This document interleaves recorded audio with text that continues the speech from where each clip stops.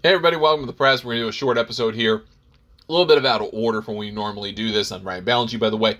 We're going to talk about the Soudal Open. We'll talk a little bit about the Visit Knoxville Open on the the Korn Ferry Tour, and then we'll just touch just a little bit on the Senior PGA Championship, which is this week on the PGA Tour Champion. So, Soudal Open this week. DP World Tour comes back to continental Europe. They're playing in Belgium.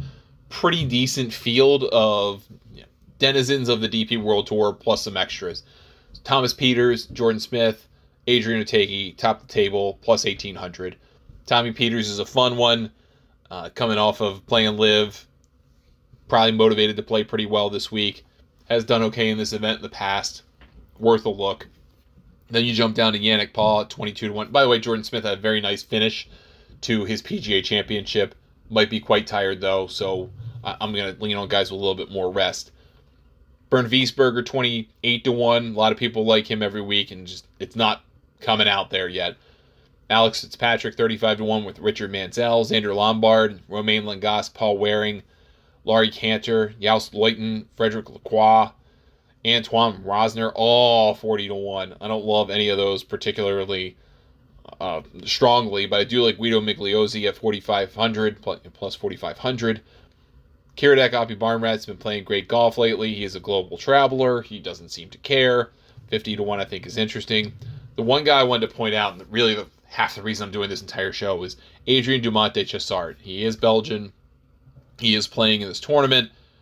He's taken a little break from the PGA Tour where he has shown some signs and been playing better. This is a weaker field. This will probably be some good vibes for him to come home. 55-1. I do like him quite a bit here this week. Dan Bradbury 60-1. I do like. And then after that, this is going to be a weird event probably. Like Nicholas Norgaard's kind of interesting at 90-1. After that, I don't really have a whole lot of conviction. This is going to be a weird event, to be honest with you. But I just want to kind of put some of those names out there, get them in front of you. And if you want to bet the DP World Tour, have a great time. What I would always say is check out the guys who do the Lost 4 Words podcast, which is on our radio station, GNN Radio. If you're listening to us that way, thanks for listening. If you're listening to us as a podcast, check out GNN Radio. Or you can check out the website, golfnewsnet.com, and then go over to the GNN Radio section. You can download their latest episode. They do great stuff on the DP World Tour. They're crushing it every single week. They're absolutely worth a listen. So I just want to give you some quick thoughts on that. Korn Ferry Tour, Visit Knoxville Open. They're in Tennessee. I go past this golf course every year on my way to my in-laws around this time of year, or around July, for July 4th. Interesting field this week because Tim Veeding is back, played at the PGA Championship last week, got an invite because he had been the best player on the Korn Ferry Tour. 18-1 to win this week. Interesting on a golf course where you can go pretty low. I'm trying to think of guys that I've seen play extremely well here so far this season. We do a show about the Korn Ferry Tour with French Lake Resort, which hosts the Tour Championship this year and for the next 4 years after that. But we've been covering this tour pretty well this year. It is hard to predict winners, really. I mean, who would if you had Harry Higgs last week out of nowhere? Okay, good on you. I didn't even think to bet that tournament. We didn't talk about that. But if you had that kind of action, then you don't need me. But otherwise, here are some guys I would mention for you this week. Veeding's playing great. Probably worn out from a major. He's basically in catbird seat to get to the PGA Tour. He doesn't need any of this. Quade Cummins is kind of interesting.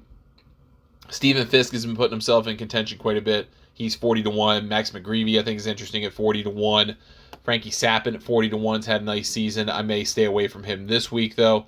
Trace Crow's been playing pretty well. He's 50-1. Harry Higgs is back out there. He's going to try and make sure he can get into the PGA Tour next year through this path. He's 50-1. I'd rather look at a Christopher Ventura, 55-1. Russell Knox has been showing some signs on the Korn Ferry Tour, 65-1. So he's going to try and chase it a little bit this week. I did mention that I kind of thought that this kind of being a proxy event for an opposite field event on the PGA Tour might help a PGA Tour guy. So that, I guess, in a way, we were talking about Harry Higgs. I was talking more about Doc Redman at 65-1 this week, but talking about him.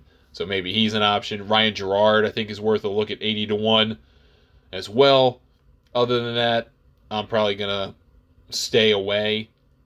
But I'm waiting for someone like a Fred Biondi to kind of kick it into gear a little bit. Rob Oppenheim had a really good week 4 tournaments ago. And he's 130 to 1. That's a little too deep for me. So I would probably kind of stay 80 or shorter if you're going to play this event. But some guys having a good year, and to have Tim Vieding back kind of helps you with the value proposition this week, because he is the best player on the tour by virtue of having 2 wins. Taylor Dixon might also be interesting at 45 to 1. I'll point him out as well. Senior PGA Championship.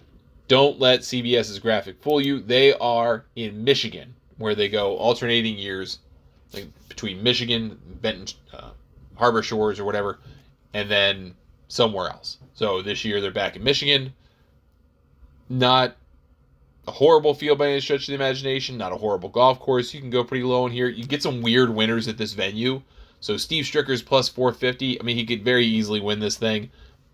And Stuart Sink could do the same at plus 600. Richard Bland is playing this week, plus 650. Maybe the best 50-plus golfer on the planet behind Steve Stricker. But there's no way I'm betting him at that number. Patrick Harrington, 10 to 1. I would consider betting. KJ Choi just won a Korean Tour event that he hosted as a 53-year-old man, plus 1,400. He's got to be feeling pretty fuerte at the moment. So I do like that number. Paul Broadhurst has been playing well. 30 to 1. I do kind of like that number. Y.E. Yang, 35 to 1. I do like quite a bit. Greg Chalmers is quite interesting to me. He doesn't get a whole lot of starts on this tour, but when he does, he seems to play well, and he's 50 to 1. That's a good number. Go a little bit deeper than that. No, I'm going to pass on that. Maybe a Bob Estes seems like, I mean, we follow each other on Twitter. It's kind of game maybe starting to come around a little bit here. Scott Dunlap's kind of interesting to me. Has had a winning year already, albeit in a shortened event, but 160 to 1's worth a look there, I think.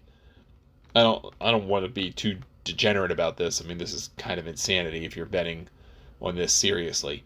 If you just want to have something to have a sweat on, you may want to consider Scott Hend, who's global traveler, plays great pretty much everywhere, still can be a factor. So you can find some value well beyond Stricker, Sink, and Harrington. Choi would probably be my starting bet. And then Broadhurst, maybe Hend, although I would look at Y.E. Yang above that.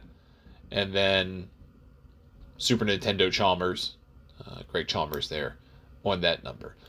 Like I said, this is going to be a short show today, this second episode. This is one of those things where we don't have a whole lot to get into this week other than the PGA Tour event. You don't have a LIV tournament. You don't have an LPGA event, which we spend a fair amount of time handicapping. These tours don't get a lot of action, so if you are putting a bet over like $100 on it, you can move lines. So if you want to feel powerful, go ahead. But these episodes are more around, especially weeks like this. Hey, if you want something to have a sweat over and maybe cash a ticket for a $1 to $10 bet, here's your show. This is your episode. If you throw out more money at it, then PGA Tour, LPGA Tour, they're your better opportunities. But we don't have an LPGA event this week.